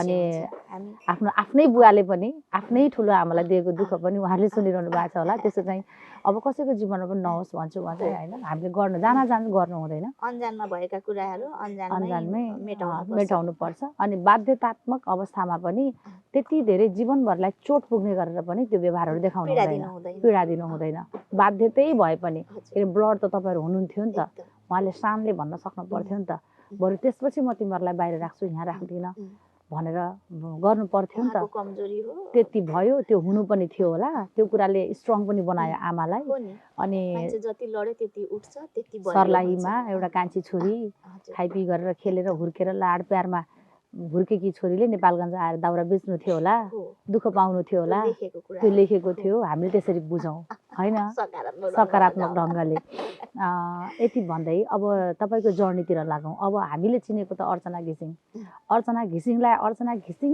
बनाउने मान्छे चाहिँ एउटा आमाको स्ट्रगल सानैबाट देखेर पनि त्यसले सपोर्ट गर्यो तर यो बिजनेसतिर तपाईँको माइन्ड कसरी सेट भयो यो चाहिँ जान्न मन लाग्यो मलाई बिजनेसतिर म 2000 सङ्घर्षकै कुरा गरौँ हजुर बिजनेसमा सङ्घर्ष बिना त पूर्ण नै भएन माइन्ड पनि हुनु पर्यो हिम्मत पनि हुनु पर्यो फेरि मैले 2000 मेरो बिहे भएको सालै भनौँ होइन बिहे भएको 2056मा 2059मा आमा बने होइन त्यस पछाडि 59 देखि 2062मा मैले नेपालगञ्ज तिर छिरेँ कि 62 देखि नेपालगञ्ज छिरे पछाडि सानोतिनो बच्चाहरू हुर्काउनु पर्यो सानोतिनो जबतिर लाग्यो त्यस पछाडि पनि भएन अनि 2065मा मैले सानो बिजनेस सुरु गरेँ सङ्घर्ष बिजनेसकै कुरा आयो बिजनेसकै कुरा आउँदाखेरि 2065मा मैले सानो फ्रेस हाउस खोलेँ फ्रेस हाउसबाट मैले पहिलो किनकि मेरो आप्पा आमाले कहिले पनि उहाँहरू बिजनेसम्यान भएको भए मलाई त्यो बिजनेसको नलेज हुन्थ्यो नभएको कुरा मैले त्यही पनि अब आफूले गर्न सक्ने अनि यहाँबाट नै सुरु गर्छु अब भनेर मैले सानो फ्रेस हाउस खोलेँ फ्रेस हाउसबाट राम्रो भयो हुँदै थियो त्यस पछाडि त्यसैमा फेरि प्लस गरेँ मैले तरकारी सबै थोक गरिसक्नु भएको रहेछ तरकारी त्यसैमा प्लस गरिदिएपछि के हुन्छ मासु लिन आउनेलाई प्याज चाहिन्छ धनियाँ चाहिन्छ खुर्सानी चाहिन्छ हैन टमाटर चाहिन्छ सबै थोक चाहियो हरियो साग चाहियो सबै त्यसैमा एड गरिदिएँ त्यस पछाडि त्यो पनि राम्रो चलिरहेको थियो चल्दै अलिकति त्यहाँ लापरवाही भनेको मेरो श्रीमानको हात भयो श्रीमानले सपोर्ट गरिदिएको भए आज म अझ यो लेभल त मेरो छँदैछ मेरो आफ्नो यो लेभलमा म अझै पनि एकदमै गर्व गर्छु योभन्दा नि अझै हाई लेभल उच्च लेभलमा पुग्थेँ होला भनेर श्रीमानको सपोर्ट भएको भए अनि सपोर्ट भएन नभएपछि त्यहाँ मैले बन्द गर्नुपर्ने अवस्था आयो त्यसपछि म 2070 तिर म बुटिक लाइनमा छिरेँ कसरी छिर्नु बुटिक लाइन यो त लाइनमा कसरी आइडिया नभएको लाइन हो बरु फ्रेस हाउसलाई लामो बनाउँदै गएको भए तन्की जान्थ्यो अब यहाँ कसरी छिरे भन्दाखेरि एकजना दिदी हुनुहुन्छ उहाँको नाम त म अहिले लिँदिनँ तर उहाँको सपोर्टले मलाई के भन्नु उहाँले एउटा मलाई के आइडिया दिनुभयो भने चाहिँ हामी दिल्ली जानुपर्छ छिमेकी राष्ट्र भारत दिल्ली जानुपर्छ दिल्ली गइसके पछाडि हाम्रो यस्तो आइडिया छ सामान ल्याएर हामीले पसल दर्ता गर्ने र पसल तत्काल चलाउने भन्नुभयो ठिक छ त्यहाँबाट उहाँले एउटा त्यति आइडिया दिए पछाडि हामी जाने आउने क्रम भयो कपडा ल्याउने अनि सेल गर्ने त्यति मात्र भयो त्यस पछाडि अलिकति त्यहाँ पनि त्यही त नामै त पार्टनर नमिठोपन त आइहाल्छ गर्दैन भन्दा पनि मबाट नहोला तपाईबाट हुन सक्छ तपाईबाट नहोला मबाट हुन सक्छ कि चिसो क्या चिसो हुन्छ त्यो भाडा भएपछि ठोकिन्छ भने जस्तो भाडा हो र त हामीले अलग राख्छौं भने हामी त मान्छे हो नि अलग त हुनै पर्छ मिलेन भने अलग चाहिँ हुनुपर्छ त्यहाँ अलिकति खटपट भएपछि म निस्किएर त्यस पछाडि यतिकै भयो अनि त्यसपछि अब चाहिँ ठ्याक्क हाम्रो अब यो दैविक प्रकोप भनौँ न हैन भूकम्प आयो क्षति नै भयो त्यसपछि बिस्तारै कोभिडले छोयो त्यसमा पनि क्षति नै भयो सबै गाह्रो कोभिडको लगत्तै लास्ट कोभिड अन्तिम कोभिडमा थर्ड भेरिएन्टतिर अनि लास्ट कोभिडमा मैले अब म आफ्नै पहिचान एउटा छुट्टै पहिचान गराउँछु भनेर घिसिङ कलेक्सन खोलेँ आफ्नै थरमा घिसिङ कलेक्सन भनेर खोलेँ घिसिङ कलेक्सन दर्ता गरेर ममा अलिकति यो सिलाइपट्टि म पहिला पनि भनौँ बेसिक कोर्सहरू गरिबस्थेँ कि अब त्यो मैले सक्सेस चाहिँ हुन सकेन किन साथ सपोर्ट भएन घरबाट र बेसिक कोर्स गरेर बसिसकेको थिएँ मलाई मेसिन चलाउन आउने सियो धागो जम्मै चलाउन आउने अनि त्यति गरिसके पछाडि म चाहिँ अब यही लाइन समाउँछु भनेर घिसिङ कलेक्सन खोलेपछि मेरो ठ्याक्कै घरबाइटोल नेपालगञ्ज घरबाइटोल 2 पिपल चौतारा नजिक घिसिङ कलेक्सन भनेर बोर्डै टाङे त्यो मोमेन्ट त साह्रै प्राउडको मोमेन्ट पनि थियो होला यस्तो अझै पनि माया लाग्छ कि त्यो ठाउँ हेरेपछि अनि जम्मै आउँछ यो घिसिङ कलेक्सन भनेको के रहेछ है घिसिङ कलेक्सन के हो यो घिसिङ भन्ने अब सबैलाई थाहा छैन नि त घिसिङ के हो भन्ने कुरा अनि मलाई फेरि खल्लो लाग्न थाल्यो जुन समुदायभित्र रहेर काम गरेको भए पो मान्छे चिन्छ, उसको पहिचान हुन्छ। घिसिङ के हो त होइन? हो नि हो। त्यो समुदाय नै छैन। अब घिसिङ नाम त उनीहरूलाई त खल्लो के हो यो भन्ने खालको भयो। अब यसले नि भएन। अनि त मैले फट्को मारे, त्यहाँदेखि न्यु रोडतिर जम्प गरेँ क्या। अब यहाँ चाहिँ हुँदैन। न्यु रोडतिर जम्प गरे पछाडि त्यहाँ चाहिँ मैले फर्मको नामै चेन्ज गरिदिएँ, चौबन्दी फेसन बुटिक। फेसन बुटिक, चौबन्दी फेसन बुटिक भनेर फर्म फेरि अर्को दर्ता गरेपछि त्यहाँ अहिलेसम्म मजाले चलाइरहेको छु होइन। सङ्घर्षको कुरा गर्ने हो भने त ओहो यति स्ट्रगल गरेन जिन्दगीमा, यति स्ट्रगल गरेन। यो अहिले जुन अहिले मेरो एउटा यो पहिचान छ होइन, मेरो एउटा छुट्टै लेभल छ, चौबन्दीको प्रोप्राइटर हो रे फलना अर्चना घिसिङ होइन भन्दा एकदम प्राउड। अहिले त अर्चना घिसिङ भन्दा नि घिसिङ दिदी भन्ने चाहिँ छ के। कतिले त चौबन्दी भनेर पनि बोलाउँछ होइन। हो नि, ओइ चौबन्दी भन्नुहुन्छ क्या। मैले भने मेरो नाम चौबन्दी होइन क्या, अर्चना हो भन्छु। जबकि न्यु रोड भनेको यस्तो ठाउँ हो नेपालगञ्जको जहाँ चाहिँ सबैले सक्दैनन् आफ्नो व्यवसायलाई अगाडि बढाउन। अनि जोइन्ट फ्यामिली सपोर्टिभ पार्टनरहरू भएकाहरूको बिचमा तपाईँ एउटा सिङ्गल महिला भएर तपाईँले राम्रो एउटा बिजनेसलाई अगाडि बढाउनु भएको छ। त्यो हजुर कन्टिन्यू गरौँ। त्यसपछि अब मैले चाहिँ यो चौबन्दी किन राखेँ त भन्ने कुरा पनि हुन्छ होइन। चौबन्दी टिपिकल नाम, नेपाली नाम। चौबन्दी भनेपछि चोलो भन्ने सबलाई थाहा छ। अनि मैले यसो अवलोकन पनि गरेँ कि मार्केट्सहरू भिजिट गरेँ, हेरेँ। जम्मै ड्रेस पाएको छ होइन, क्याजुअल के होइन। अब यो ट्रेडिसनल भन्ने त छँदै छैन। कता कता खोज्दा पनि नपाउने, एकदम लोप भइसकेको क्या। मैले चाहिँ अब सबै जात जातिको वेशभूषा तयार पार्नुपर्छ, यो नेपालगञ्जमा यो चाहिँ छैन है भनेर मैले नाम पनि चौबन्दी राखेँ फर्मको। र सुरु गरेँ मैले चौबन्दी चोलोबाटै।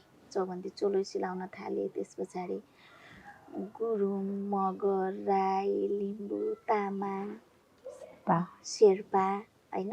फाटाफुटा त छ नि त समुदायमा, लगाउने मान्छेहरू छन् नि। अहिले त बढ्दै पनि गइरहेछन्, अझ घना भइसक्यो। त्यतिखेरको बेलामा त भनौँ सबै जात जातिलाई मैले समेट्नुलाई त होइन एउटा ड्रेस सबै जातिको वेशभूषा तयार पार्नुपर्छ। अनि फेरि सबै जातिले लाउने चाहिँ चौबन्दी चोली चाहिँ एउटा कमन हो क्या, कमन भइसक्यो। पहिले थिएन। पहिले हाम्रो आमाहरूको पालोमा, हाम्रो बोजूहरूको पालामा चौबन्दी त उहाँहरूको त त्यो त एकदम उनी के हामीले लगाउने अरू कपडा जस्तो कमन के होइन, ड्रेस जस्तो थियो बोजूहरूको पालोमा, आमाहरूको पालोमा। त्यस पछाडि बिचमा हराइसकेको थियो क्या चौबन्दी, कसले लाउँथ्यो। अनि फेरि चौबन्दी नयाँ अहिले त पुरै छाप छ, जसको जिउमा हेऱ्यो चौबन्दी। अब कुनै फङ्सन भयो, प्रोग्राम भयो, चौबन्दी र साडी कति राम्रोसँग लगाएर हिँड्नुहुन्छ, राम्रो एकदम खुसी लाग्छ। अनि त्यसरी ड्रेसलाई सबैलाई ड्रेस समेट्दाखेरिको त्यो मेरो होइन स्ट्रगल, मैले ब्यालेन्स कसरी गरेँ होला, कसरी मिलाउनु पर्यो। अब मेरो एउटै छुटेको भनेको म अहिले पनि भन्न चाहन्छु, मेरो थारू समुदायको ड्रेस मात्रै मैले एभाइलेबल गराउन सकेको छैन किनकि अब त्यो अहिलेसम्म खोज्न पनि आउनु भएको छैन। र अर्को एउटा मुस्लिम समुदाय होइन, हामी मसँग कारखाना छ, म सिलाएर दिन सक्छु, तर मैले बनाएर राखेको चाहिँ छुइनँ। अब अरू ड्रेसहरू त मसँग सबै एभाइलेबल छ। मेरो भन्नुहुन्छ तपाईँ बर्दियाबाट पनि तामाङ ड्रेस खोज्न आउनुहुन्छ है? छन् नि, हाम्रो यहाँ हुँदै नभएको होइन, छन्, हुनुहुन्छ, तर अलिक कम हुनुहुन्छ। अनि जसको लागि तपाईँ अभाइलेबल भइरहनु भएको छ, कहाँ जाने पूर्वतिर हुन्छ नि तामाङ बस्ती घना छ, हो नि, त्यो चाहिँ हामी कहाँ छैन होइन। नेपालगञ्ज हाम्रो बाँकी जिल्लामा, अब अन्य जिल्लामा चाहिँ छ है। फेरि म धनगढी पुगेँ, धनगढीमा घना तामाङ बस्ती है। धनगढीको मैले किन नाम जोडेँ भन्दाखेरि मैले धनगढीसम्म मैले मेरो सामान पुर्याउन सकेछु कि। कसरी भन्दा त एउटा स्कुलले मलाई कहाँबाट पत्ता लगाउनु भयो, स्कुलबाट फोन आएपछि त्यतिखेर कतिजना हुनुहुन्थ्यो, 18 जना कि 21 जना ठ्याक्कै मैले बिर्सेँ, विद्यार्थीलाई त्यो प्रोग्राम स्कुलको अब हुन्छ नि प्रोग्राममा गुन्यो चोली, चौबन्दी र गुन्यो मलाई भाडामा चाहियो रेन्टमा भनेपछि मैले तत्काल एभाइलेबल गराएको छु 18-20 ड्रेस मैले त्यो स्कुललाई धनगढी गाडीमा पठाएर नेपालगञ्जबाट फेरि उहाँहरूले त्यसरी नै पठाउनु भयो। यो अहिले हाम्रो पोडकास्ट त अब देश विदेशबाट हेर्दै हुनुहुन्छ होइन, तपाईँहरूलाई कतिलाई थाहा नहुन सक्छ नेपालगञ्ज र धनगढी कति हो भन्ने कुरा म थोरै क्लियर गरिदिन्छु। नेपालगञ्ज लुम्बिनी प्रदेशमा पर्छ, धनगढी भनेको सुदूरपश्चिम प्रदेशमा पर्छ। भनेपछि बिचमा हाम्रो कर्णाली प्रदेश नाघेर जानुपर्छ। त्यत्रो लामो बाटोमा तपाईँको चौबन्दी र गुन्युचोलो त्यहाँसम्म पुग्न सफल भयो होइन, त्यो पनि भाडामा। त्यो पहिलो तपाईँको ठुलो व्यापार। मैले यसो हेरेँ कि सबै ड्रेसहरू त धेरै जति त अब काठमाडौँ भ्याली त होइन नि, काठमाडौँमा त काठमाडौँको छुट्टै अब उसको त कुरा गरेर साध्य नै छैन। नेपालगञ्जमा पनि प्रत्येक स्कुल सङ्घ संस्थाहरूलाई मैले भाडामा ड्रेस मैले पुर्याउन सकेँ भने त उहाँहरूलाई पनि धेरै एउटा के भन्छ सहुलियत जस्तो होइन, सहुलियत जस्तो पनि हुन्थ्यो। अब सबैले सबै कुरा सम्भवै छैन कि किनेर आफूले कोसिस गर्ने हो, किनेर त्यो पुर्याउनु नै। हजुरको एउटा कल्चर ड्रेसमा ड्रेस त ड्रेस, त्यसमा लाउनु पर्ने गरगहना टन्नै। तपाईँले अघि भने जस्तै मासु लिन आउनेले सबै खोज्छन् भने जस्तो ड्रेसमा त लिन आउनेले नाकमा कानमा घाँटीमा पोते चुरा त्यति मात्रै भएर भने फेरि चुरा पनि फेरि आफ्नै आफ्नै जातले लगाउने खालको हो नि, सबै मिलाउनु पर्छ होइन। मिलाउनु पर्दाखेरि त अनि सम्भवै हुँदैन, सबैको बाबुआमाले किनेर साध्य पनि हुँदैन। अनि धेरै अभिभावक बच्चाको अभिभावकहरू भाडामा ड्रेस पाउँछ अरे चौबन्दी बुटिकमा भनेर खोज्न आउनुहुन्छ कि त्यतिखेर मलाई यस्तो खुसी लाग्छ। तपाईँको बच्चाको उमेर, तपाईँलाई चाहिने के हो त्यसरी मैले म्यानेज गराएर पठाउँछु। मैले अघि नै भने ब्रान्ड भइसक्नु भएको छ तपाईँ यो क्षेत्रमा होइन। अनि मलाई पनि यति धेरै हिस्ट्री थाहा थिएन तपाईँको। I am really proud of you दिदी, एकदमै धेरै खुसी लाग्यो। अब अलिकति तपाईँको यो पार्टनरबाट सपोर्ट नपाएको कुरा छ्यास बिचमा गर्नुभएको थियो, भएको के थियो? लभ म्यारेज थियो तपाईँको कि एरेन्ज थियो कि आफ्नै जात थियो कि? मेरो यस्तो के अरे एरेन्ज भन्दा नि हुन्छ, लभ पनि होइन, एरेन्ज भन्नाले त्यसरी बाजा पिटेर दिएको पनि होइन।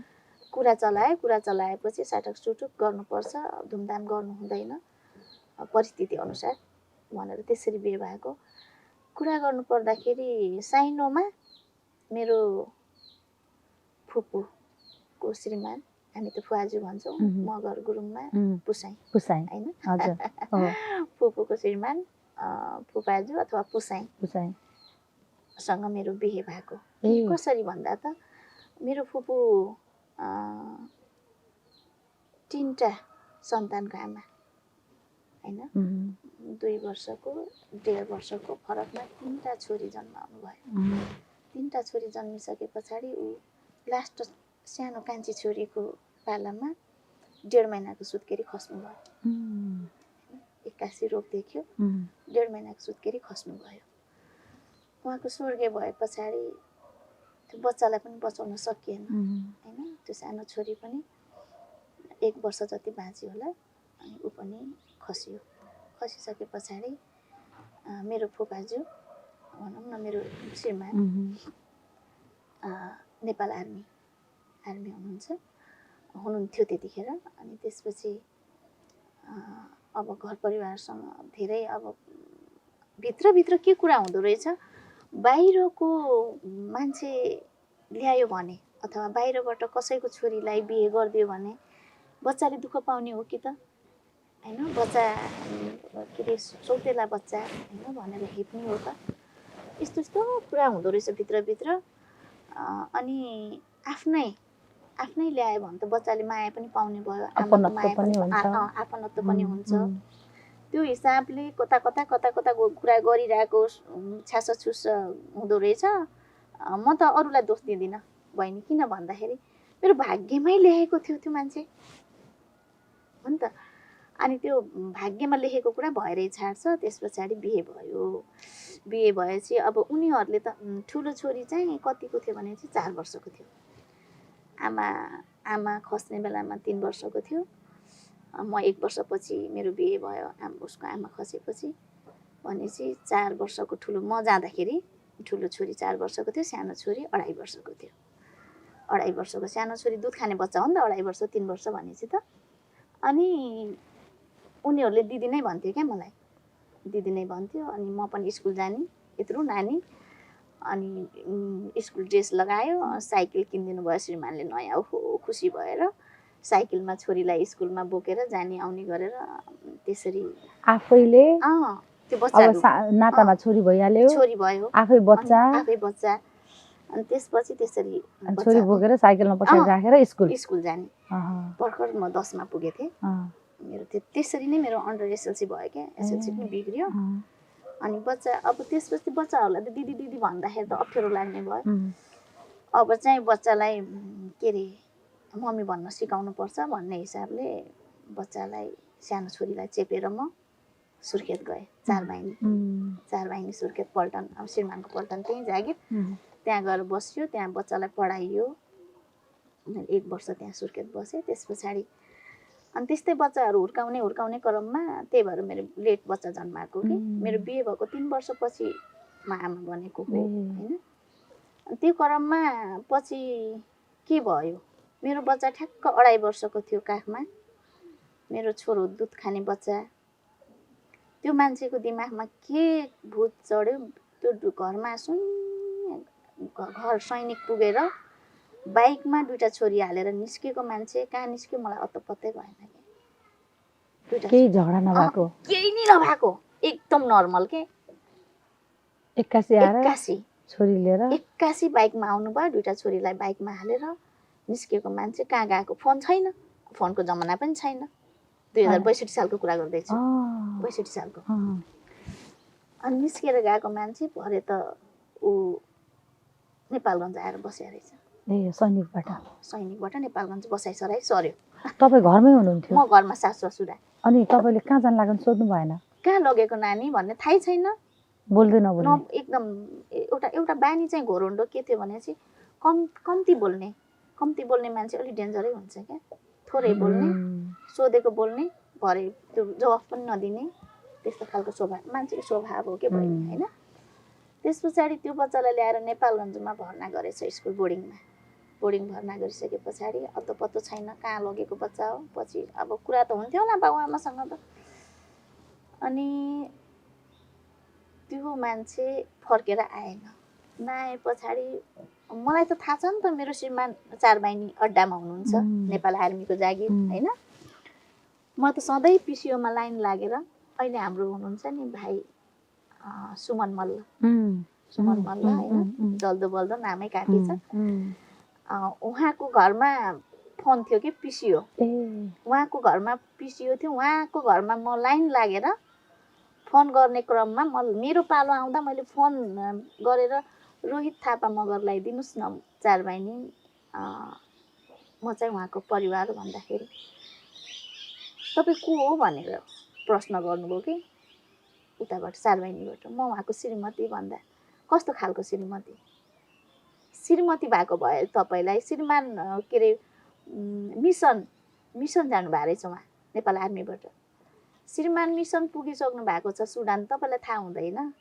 कस्तो खालको श्रीमती भनेर उल्टो प्रश्न गर्नुभयो क्या मलाई थाहै छैन त्यस्तो हुन्छ कि बहिनी धेरै कुराहरू छ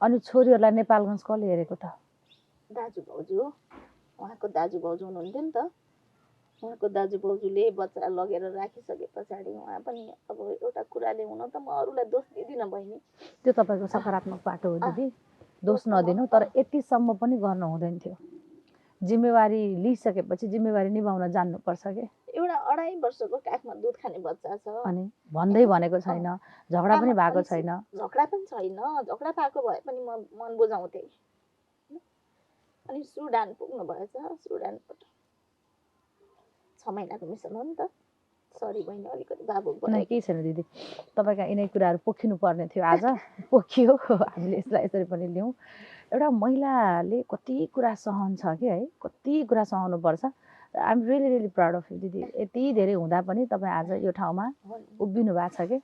कमजोर आत्मा, कमजोर बल, मन भएकोले सक्दैन। अहिलेसम्म के भइसक्थ्यो तर तपाईँ ब्रान्ड भएर निस्किनु भएको छ। म अलिकति जोडेँ अनि मिसन खाएपछि त सधैँ त बस्ने होइन नि त, फर्किनु त पर्छ। अनि त्यस पछाडि मैले पनि अडिक भएर बसेँ। कतिसम्म बस्छ बाहिर होइन? बाहिर कतिसम्म बस्नुहुन्छ त? एक दिन त घरमा त आउनुहुन्छ। अनि भरे 3 महिनापछि चाहिँ मिसन गएको 3 महिनापछि चिठी आएछ घरमा। ससुरालाई उहाँको बुवा चिठी आएछ, म घरमा 3 महिनापछि आउँदैछु। 3 महिनापछि आउँदैछु, म आउने बेलामा मेरो घर खाली हुनुपर्छ, आमा छोरा हुनु हुँदैन त्यो घरमा। हेर्नुहोस् है, भनेपछि त्यो श्रीमानले मलाई के बुझेको रहेछ त, एउटा कुमारी केटी लगेर यसै भन्ने हो भने त हाम्रो भाषामा कुमारी मात्रै होइन, आफन्ती पनि त हो त। आफ्नोपन त छँदैछ। आफ्नोपन नभइदिएको भए म चाहिँ अर्काको बच्चा सम्हाल्न जान्थेन नि त। हो नि, पिता नपाएर बस्या। फेरि हाम्रो जातमा त बिहा हुने हो नि त, फुपाचुसँग भिनाजुसँग, अनि आफ्नो घरको इज्जत घरमै राख्नु। फुपूको छोरासँग हाम्रो हुने नै हो त, त्यस्तो राम्रो पनि होइन। हुन्छ त। अनि त्यस पछाडि उसको भनाइ म घरमा आउनुभन्दा अगाडि आमा छोरा हुनु भएन। चिठीमै? चिठीमा। चिठी कसले पढ्यो दिदी? त्यो चिठी मलाई त्यो लुकाउनु भयो कि ससुराले, किनकि म फ्याक्ट निस्के भने त उहाँहरूलाई स्याहार सुसार गर्ने मान्छे हुँदैन। बुढाबुढी सासु मलाई लुकाएर राख्नु भएको रहेछ। म चाहिँ बसेँ होइन। बिचमा 3 महिना प्लस भइसके पछाडि बिचमा दाजु आउनुभयो, जेठाजु। उहाँले पनि मलाई के भन्नुभयो भने चाहिँ तिमीसँग एउटा कुरा गर्नु छ कान्छी भन्नुभयो। भन्नुहोस् न दाजु, के कुरा हो? बाबु भन्नुहुन्छ, घरको कान्छा छोरा हो नि त, उहाँलाई मायाले सबैले बाबु भन्नुहुन्छ क्या। बाबुले यस्तो यस्तो भनेर फोन आएको छ अथवा चिठी आएको छ होइन, तिम्रो के छ विचार, घर खाली गर्ने भनेछ भनेर। उहाँले त अभिभावक भएपछि त मिलाउने, दाजु बाउ पछिको त दाजु हो नि त, मिलाउने कुरो हो कि होइन? मलाई त्यहाँनिर दुःख लाग्छ कि मेरो दाजुप्रति, जेठाजुप्रति। तिमीलाई घर खाली गर्ने भनेर मलाई फोन आइसकेको छ, चिठी आइसकेको छ, के छ विचार भन्नुभयो। मैले भने यो समाजमा एक माना सिन्दुर हालेर भित्रिएको अर्काकी चेली म हजुरको बुहारी हो। मलाई समाजमा जसरी मलाई भित्राएको थियो घरमा, त्यसरी नै उहाँ आइसके पछाडि मेरो गल्ती किटानसाथ गल्ती देखाइदिनुपर्छ। तपाईँहरूले गल हत्याउनु पर्दैन, म आफै स्वतै निस्किन्छु मेरो बच्चा चेपेर भनेर जेठाजुलाई यति मात्र मैले के भनेको थिएँ। उहाँले मलाई तथा नाम गाली गर्नुभयो क्या। त्यो शब्द भनेर सुन्दाखेरि पनि मलाई यस्तो अप्ठ्यारो हुन्छ। त्यति भनिसके पछाडि उहाँ निस्किनु भयो। म घर किन छोड्छु, घर छोड्ने कुरै भएन। त्यस पछाडि उहाँबाट सुडानबाट फर्केर आइसके पछाडि 3 वर्षसम्म फेरि हामी कन्ट्याक्ट दियौँ। उहाँले निकाल्ने मलाई ठाउँ पनि छैन, जहाँ निस्केर भन्ने ठाउँ पनि छैन। तपाईँको कुनै त्यस्तो गल्ती पनि छैन। म त सास ससुरासँग बसेको छु घरमा। त्यतिखेर बिजनेस नै सुरु भएको थिएन? हो न, त्यो फ्रेस हाउस पनि सुरु भएको थिएन। 65 सालमा हो 62 सालमा हो। म चाहिँ अनि उहाँ कहाँ जानु? 65 सालमा हो। अनि उहाँ कहाँ जानुभयो? 3 वर्ष दाजु भाउजूसँग। छोरीहरू उतै छोरी नेपालगञ्जमा? नेपालगञ्ज। छोरी 2टा छोरी, आफ्नो छोरी त आइसक्यो। फाल्टु भनेको त आमा छोरा मात्रै रह्यो। अनि त्यसपछि ठाउँ पनि पाएन। अनि त्यतिकै दिनचर्या काट्दै गयो। अनि लास्टमा कस्तो भनेपछि उहाँलाई अलग बस्नु मन लागेको होइन। धेरै कुराहरू फेरि बिचमा हामी सँगै पनि बस्यौँ केही समय। सम्झौताको एउटा बच्चाको मुख हेरेर फेरि छोराछोरी धेरै कम्प्रोमाइजहरू आउँछ कि विवाहित जीवन भइसकेपछि। फेरि सँगै बस्यौँ, त्यो सँगैकोमा पनि आफ्नोपन पाएन। त्यस पछाडि धेरै गाह्रो भयो। अनि त मैले पाइला चालेको म अलग बस्छु भनेर। मेरो उहाँप्रति छैन फेरि दोष। म एउटा कुरा भन्छु है, जब महिलाले चाहन्छ नि मनबाट, महिला तबसम्म मात्रै रहन्छ कि त्यो पुरुषसँग जबसम्म उसको मनमा रहन्छ पुरुष। मनले नै निकालिदिइसकेपछि महिला स्वयंले चाहेर पनि रहँदैन। यो चाहिँ मैले पनि महसुस गरेको कुरा र तपाईँहरू जस्तो पात्रहरूको कुरा सुनेर मैले बुझेको कुरा। तपाईँको मन भरियो? म त असह्य भयो क्या, मन भरियो। उता तीनटा बच्चालाई बोर्डिङ पढाउनु छ है। कतिले त के भन्ने कि 2-4 क्लास पढाए त भयो त बोर्डिङ होइन, श्रीमानको कमाइ छैन। नेपाल आर्मी त उहिले छोड्यो क्या, सुडान मिसन खाने बित्तिकै जागिर छोड्यो, जागिर पनि छोड्यो होइन, उसको जागिर पनि छैन होइन। अब एकदमै कामै छैन, के गरेर बस्ने। त्यो अवस्थामा पनि मैले फेरि उसलाई साथ दिएँ कि अब बच्चाहरूको मुख हेर्नुपर्छ। त्यतिसम्म त माया थियो नि त। माया थियो, आइसके पछाडि मेरो उसको अवस्थाले पनि माया गर्न बाध्य बनायो। मेरो सबै लुटियो दाजुभाउजूप्रति, मेरो सारा मैले लुटाएँ होइन। लुटियो भन्दा पनि मैले आफै लुटाएँ। तिमीमा एउटा विश्वास नगर्नाले मैले सारा म लुटिएँ। अब चाहिँ हामी सँगै बस्नुपर्छ भन्दा फेरि माया पलायो। फेरि सँगै बस्यौँ। अनि बच्चालाई मैले बोर्डिङबाट, बुद्ध इङ्ग्लिस मिडियम बोर्डिङबाट मैले ठुलो छोरीलाई एसएलसी गराएँ। अनि सानो छोरी 9मा। बाबु यत्रै भुन्टे, अहिले त ह्यान्डसम पनि कति ह्यान्डसम छ भने अहिले 23 वर्ष त त्यही पुग्यो होइन त्यो बेलामा। अनि त्यसरी गरेर अहिले छोरीहरूको मैले भने त मेरो छोरीहरूलाई मैले यो सानीमा है कान्छी आमाको भन्ने मैले आभासै गराएन। हो बच्चा बच्चीलाई गल्ती गर्छ, पढ भन्दा नपढ्ला होइन।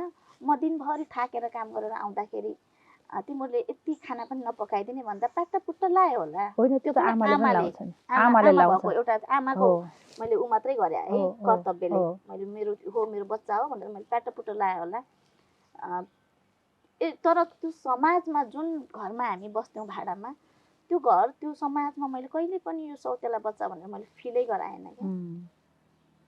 अहिले 2टै बच्चा जापान छ, 2टा छोरीहरू। ठुलो छोरीको बिहे भयो, नातिनी छ।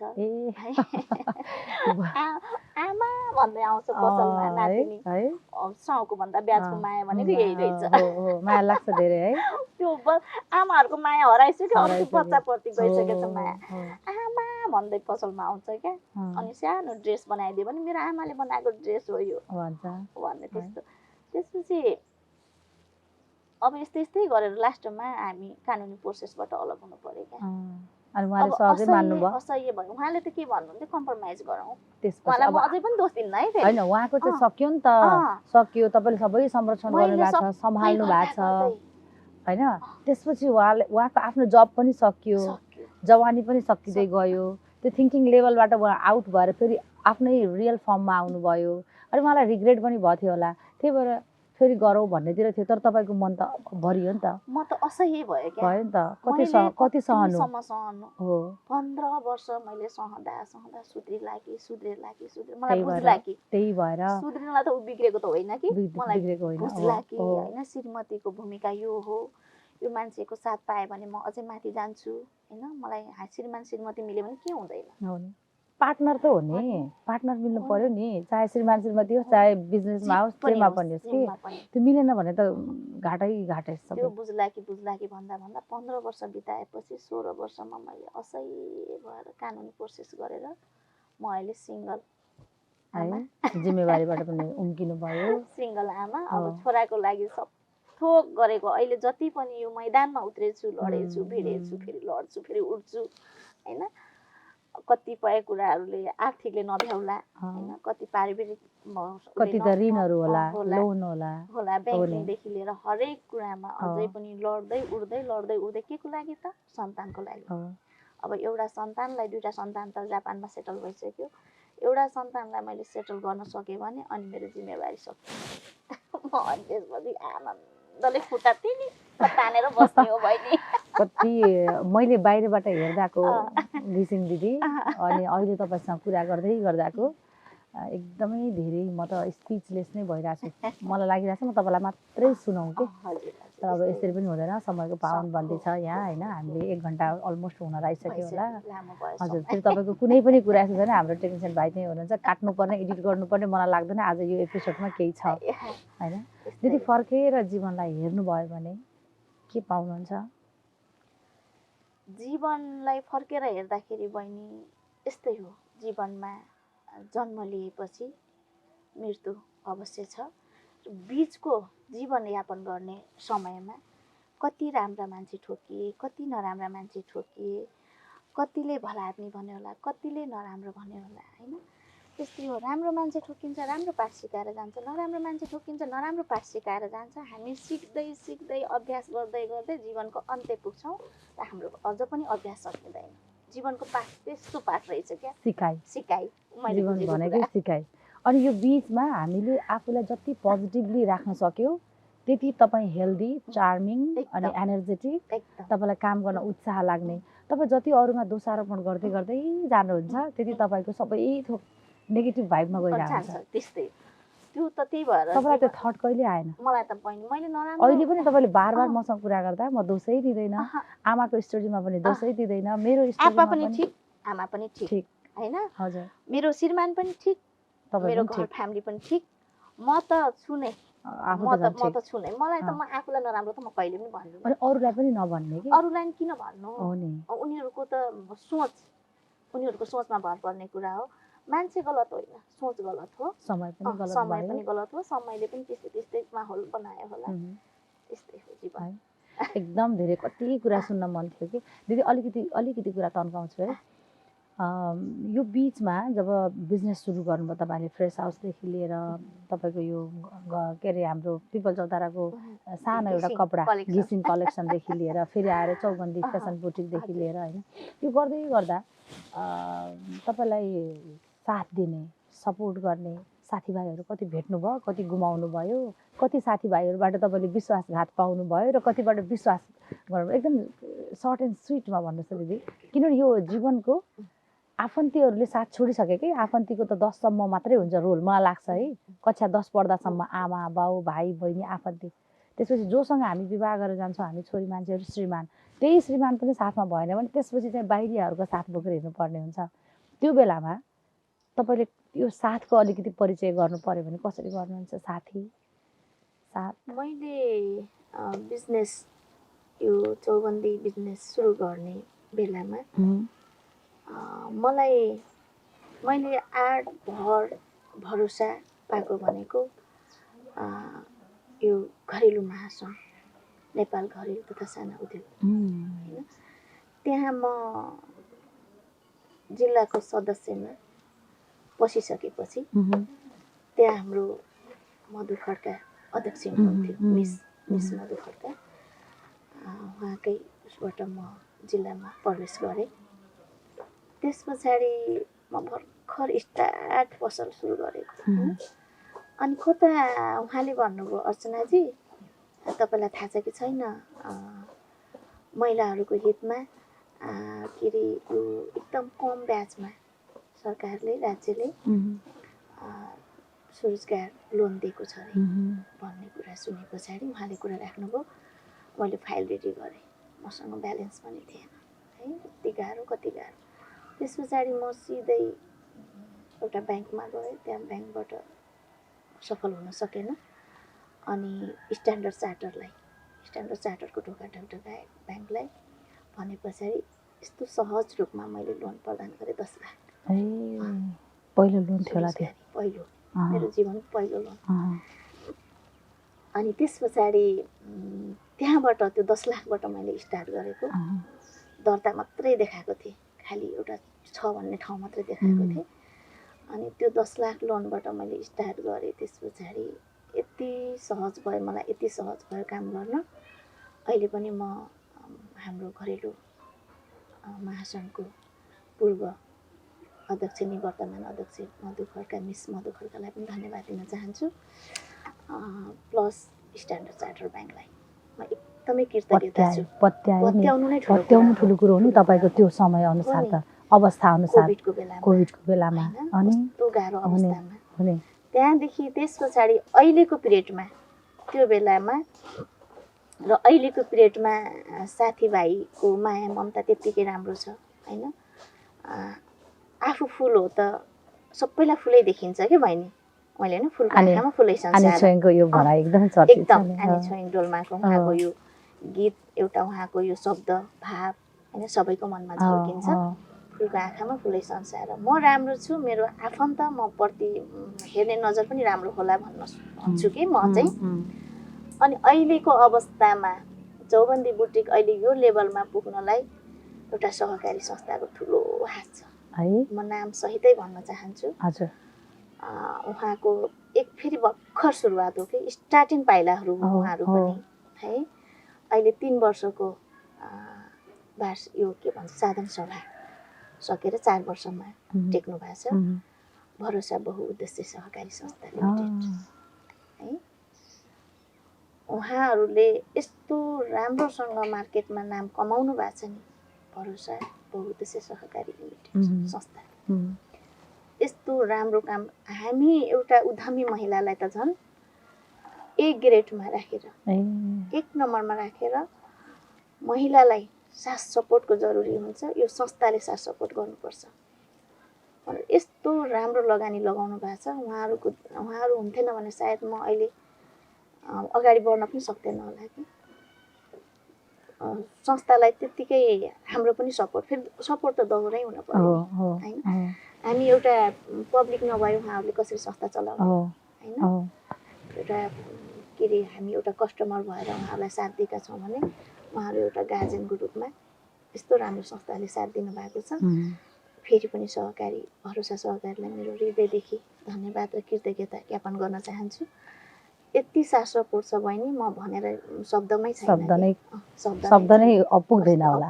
कुनै कुनै सम्बन्ध सहयोगहरूको बयान गर्दाखेरि यस्तै हुन्छ, म पनि अलमल्ल परिरहेको हुन्छु, मनमा चाहिँ अथाह हुन्छ भन्ने बेलामा एकदमै त्यो एक्सप्रेस गर्नै सकिँदैन। हजुर, तपाईँले चौबन्दी बुटिक भन्छ यो बुटिक फ्यान्सी यो व्यवसायलाई चलाउँदाखेरि नेपालमा त्यति बेला र अहिले मार्केट कति फरक छ दिदी? कस्तो थियो त्यतिखेर? पहिला बहिनी एकदमै राम्रो थियो हाम्रो। यो कतिखेर भनेपछि जब कोभिड सकिएर अलिकति गाह्रो भएको थियो त्यतिखेरसम्म पनि व्यापारले राम्रो मोड लिएको थियो कि हैन। जब राज्यमा आर्थिक मन्दी लाग्यो भने हरेक कुराहरू काम बन्द भयो। ब्याङ्किङ प्रोसेसहरूदेखि लिएर हरेक कुराहरू बन्द हुँदाखेरि त्यहाँदेखि हामीलाई एकदमै गाह्रो भएको। अहिले त्यति ब्याकअप ल्याउन अझ गाह्रो छ अहिले पनि। म भन्छु त मैले पसलमा उभिएर काम गर्दाखेरि ड्रेस बनाउँदाखेरि मेरो घाँटीबाट त्यो इन्चेटेप फिता घाँटीबाट तल झर्न पाउँथेन। उभिएर काम गर्नु पर्थ्यो। कस्टमरको मेजरमेन्ट लिँदा त्यो बिल काट्दा मेरो खुट्टा सोइलिङ हुन्थ्यो कि दिनमा 1-1.5 लाख त कहीँ नजा है। त्यस्तो राम्रो बिजनेस अहिले आएर 10-20 हजारको लागि तडपिनु पर्छ। कहाँ गयो होला त्यो कस्टमर? आदि त मलाई मेरो सोच है, सबैको सोच र मेरो सोच नमिल्ला हैन। मेरो सोच अहिलेको यो सिचुएसनमा यो राज्यको कमजोरी पनि हो। राज्यको कमजोरी पनि हो। बच्चाहरू पढाइसक्नु पाएको छैन। +2 ब्याचलर त कता हो कता, +2 सके कि ब्याचलर गर्न विदेश हैन।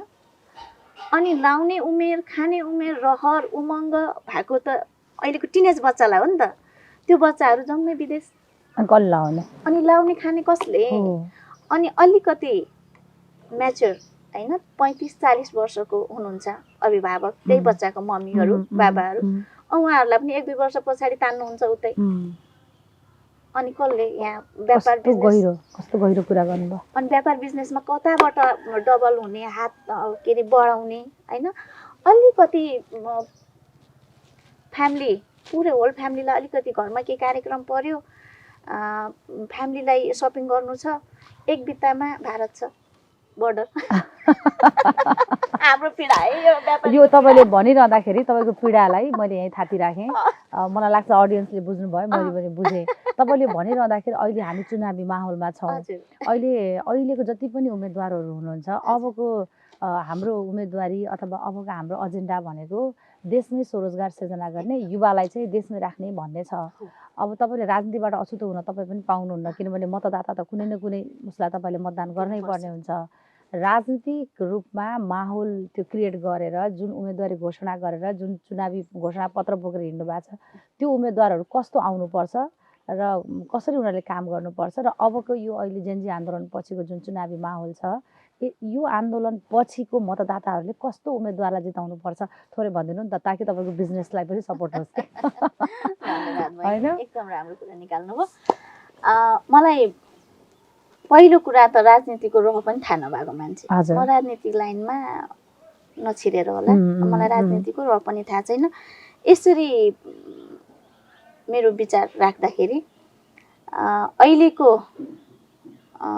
यो चुनावी माहौलमा जेनजीले खोजेको भनेको युवा नेता होइन जेनजीको माग नै के थियो भने चाहिँ अबको युवाहरूले अबको पिँढीले चान्स पाओस् ताकि भविष्यमा केही सुधार आओस् भन्ने सोच हो जस्तो लाग्छ बहिनी मलाई अबको हाम्रो नेता होइन के भनौँ एन्टी करप्सन रोकियोस् भन्ने पनि उनीहरूको मेन एजेन्डा हो भ्रष्टाचार विरुद्धको अब चाहिँ मलाई लाग्छ एकदमै म फ्याट्टै नाम त भन्न चाहदिनँ कम बोल्ने काम गरेर देखाउने होइन हिजोको दिनमा पनि विकास गरेकै व्यक्ति हो आज पनि उहाँले गर्नुहुन्छ र भोलि झनै गर्नुहुन्छ भन्ने मैले त्यो आशा पनि राखेको छु उहाँ जस्तो व्यक्तिलाई हामीले मतदान दिएर जिताउनु पर्छ र जेएनजीको ले चाहेको पनि त्यही हो त्यो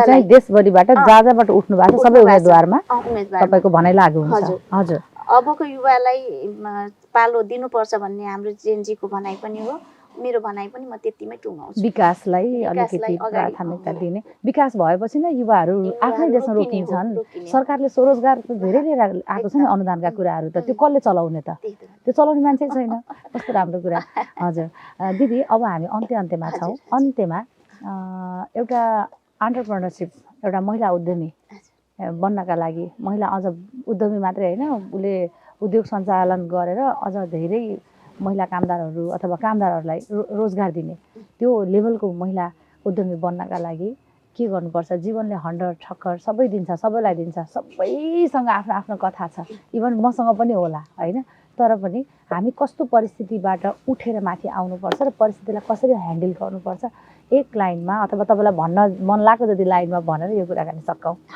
धन्यवाद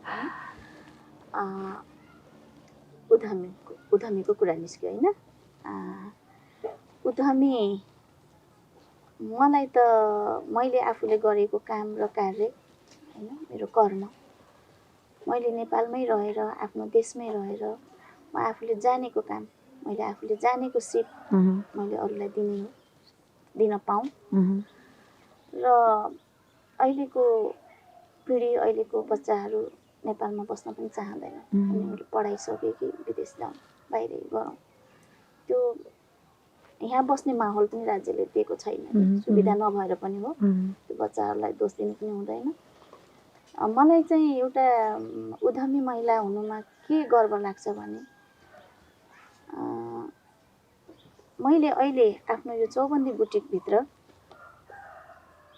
कमसेकम तीनजना युवालाई रोजगार दिएर विदेश जानबाट त रोकेको छु एकदमै हो कमसेकम 3 जना त रोकियो त्यस्तै अर्को एउटा उद्यमी महिला फेरि जन्मिनु भयो भने उहाँले 3 को साटो 6 राख्नु भयो भने 6 जना फेरि रोकियो यसरी नै रोकियोस् हाम्रो युवाहरू हाम्रो बच्चाहरू हैन नेपालमै केही गरोस् केही सिकोस् सिपमूलक तालिमहरू आइरहेको हुन्छ सरकारबाट पनि आइरहेको हुन्छ प्राइभेट पनि भइरहेको हुन्छ केहीको सिप सम्बन्धी ज्ञान लियोस् सिपलाई अगाडि बढाओस् यस्तो रहेछ कि बहिनी मैले बुझ्दाखेरि मान्छेलाई एउटा हातमा आफ्नो सिप छ भने त्यो मान्छे कहीँ गएर भोकै मर्दैन मैले बुझेको कुरा हातमा सिप छ त्यो सिप भएको मान्छे त्यो सिप भनेको ऊ मरे पछाडि ऊ सँगसँगै जाने चिज हो अरू कुरा सबै बाँडेर सकिन्छ हैन लाउने खाने आदि इत्यादि र सिप यस्तो चिज हो उसलाई बाँच्न एउटा प्रोत्साहन दिने ठाउँ हो कि त्यो सिप त्यही भएर उद्यमी महिला बन्नु एकदमै जरुरी छ किनकि आफ्नो देशमा आफ्नो प्रोडक्ट आफैले तयार पारेको। अहिले पनि मैले 3 जना व्यक्तिलाई त रोजगार दिन सफल भएकी छु नि त। यो गर्वको कुरा पनि हो हैन। कमसेकम 3 जना रोकियो वैदेशिक यात्रामा दुःख पाउनुभन्दा वैदेशिक भूमिमा आफ्नै परिवारसँग छन्, परिवार फ्यामिलीसँग नजिक आफ्नै भूमिमा छन्, आफ्नै भूमिमा छ, खुसी पनि छ हैन। चौबन्दी बुटिकले मलाई यसरी काम दिएको छ, मैले काम बापत आफ्नो दैनिकी गुजारा गरेको छु भन्ने एउटा खुसी पनि छ। त्यसै गरी सबै महिला दिदीबहिनीलाई म के भन्न चाहन्छु भने तपाईहरू एउटा उद्यमी, एउटा सिपमूलक काम लिएर अगाडि बढ्नुहोस्। आफूमा भएको सिपलाई नलुकाउनुहोस्, लुकाएर केही पनि हुँदैन, देखाउनुहोस्, सो गर्नुहोस्। त्यहीबाट हो हामीले अगाडि बढ्ने हाम्रो एउटा प्रेरणा। हरेस नखानुहोस्, हरेस त खानु नै भएन, खानै भएन। विशेष गरी सिप त महिलालाई अझ धेरै चाहियो, अझ बढी चाहियो तपाईँको कुरा अनुसार र महिलाले भोग्नुपर्ने जीवनका भोगाइ अनुसार। हजुर, अन्त्यमा दिदी जीवनमा अहिले चाहिँ तपाईँ धेरै ह्याप्पी हुनुहुन्छ, खुसी हुनुहुन्छ एकदम है? मलाई छोरोले कति बुझ्छ हजुरलाई? बाबुले एकदम बुझ्छ। त्यसले पनि तपाईँलाई अर्को एउटा सपोर्ट गरेको छ। बाबुले बुझ्छ, किनकि बाबु एकदम इनोसेन्ट छ मेरो छोरो। दुःख बुझ्छ। मम्मी बाबाको लागि त 2टा दिदी छ त कमाएर दिने, तपाईँको अबको कमाइ जति पनि मैले गरेँ भने तपाईँलाई त हो नि। कस्तो राम्रो। दिदीहरूको सपोर्ट त, बाबाको सपोर्ट त दिदी छ, मम्मीको सपोर्ट चाहिँ म भन्छ। त्यही हो खुसी सबभन्दा ठुलो है। यो सोध्न हुन्थेन, हामीले अन्त्य भन्दै भन्दै कति कुराहरू छ कि अझै बाँकी होइन। अब नरुनु है दिदी, तपाईँको आँखा रसिरहेको छ, अब चाहिँ रुनै पाउनुहुन्न। सोध्ने भन्दै अब चाहिँ यो अन्तिम नै सोध्छु म। एकदम मलाई मेरो लागि सोध्दैछु यो चाहिँ, यति जीवनको यति लामो यात्रा तय गर्दासम्म तपाईँलाई बिचमा कोही एउटा पार्टनर गराउन पाए हुन्थ्यो, अथवा फेरि हुन्छ नि त्यस्तो ख्याल आएन? त्यसरी म तिमीलाई साथ दिन्छु भनेर आउने कुनै प्रस्तावहरू आएनन् कसैबाट? त्यस्तो प्रस्ताव नआएको भन्न मिल्दैन, किनकि बहिनी म अहिले श्रीमानदेखि अलग बसेको ठ्याक्क 12 वर्ष भयो। 12 वर्षको पिरियडमा हिजो त म अझ स्ट्रङ थिएँ होला हैन, 12 वर्ष अगाडि अझ बलियो थियो होला, उमेर पनि ढल्केको थिएन। नआएको कुरो होइन बहिनी, आएको हो। मैले एउटै कुरा के सोचेँ भने चाहिँ पहिलो कुरा त मैले विवाह गरेर हेरिसकेँ। विवाह के हो त भनेर उसको परिभाषा सबै उदाहरण सहित छ मसँग। मलाई विवाहमा त्यतातिर मनै नगएको। दोस्रो कुरा मेरो सन्तान। म सायद निसन्तान हुन्थ्यो भने मैले सोध्थेँ पनि होला। सन्तान छ, मेरो सन्तानको लागि मैले मेरो हातपाखुरा, मेरो सम्पत्ति भनेको हातपाखुरा हो। मेरो हातपाखुरा रहन्जेल र मैले जानेको सिप मैले काम गर्नुपर्छ। हो साथीभाइ भेट हुन्छ, कति जुट्छ कति छुट्छ हैन। जीवन त यही त हो, यात्रा नै हो जीवनको यो। कति साथी जुट्ला कति छुट्ला, तर मेरो दिमागमा त्यो बिहे भन्ने शब्द चाहिँ जुडेन, भएन है। मन मिल्ने कोही क्लोज साथी त भयो होला? क्लोज साथी पनि छडेको हो के नानी, सबै छडेको। मैले यति बुझेछु कि मानौँ इक्जाम्पल, तपाईँ मेरो साथी हैन, तपाईँलाई मैले खुवाउँदा र दिँदासम्म र तपाईँको खाँदासम्मको हात धोएर चिसो रहँदासम्म मात्रै तपाईँ मेरो हो कि। हात सुकेपछि सकियो। त्यस्तो सम्बन्धहरू के जोड्नु त? त्यही भएर मेरो क्लोज कोही पनि भएन, म बनाउन पनि चाहन्दैन। कस्तो मिठो लाइन भन्नुभयो अन्त्यमा। दिदी तपाईँ सधैँ यस्तो खुसी रहनु, हेल्दी रहनु। मैले देखेदेखि तपाईँ एकदमै ब्युटिफुल हुनुहुन्छ। तपाईँ अझै आउने दिनहरूमा पनि तपाईँको यो पोजिटिभले होइन, तपाईँमा भएको सकारात्मक सोचले अनि तपाईँमा भएको एउटा ऊर्जाशील जुन तपाईँको काम गर्ने क्षमता छ, यो कुराले अझै मलाई लाग्छ तपाईँ बरु म बुढो देखिँदै जान्छु होला आउने दिनहरूमा। तपाईँ त्यति राम्रो अझै बन्दै जानुहुन्छ।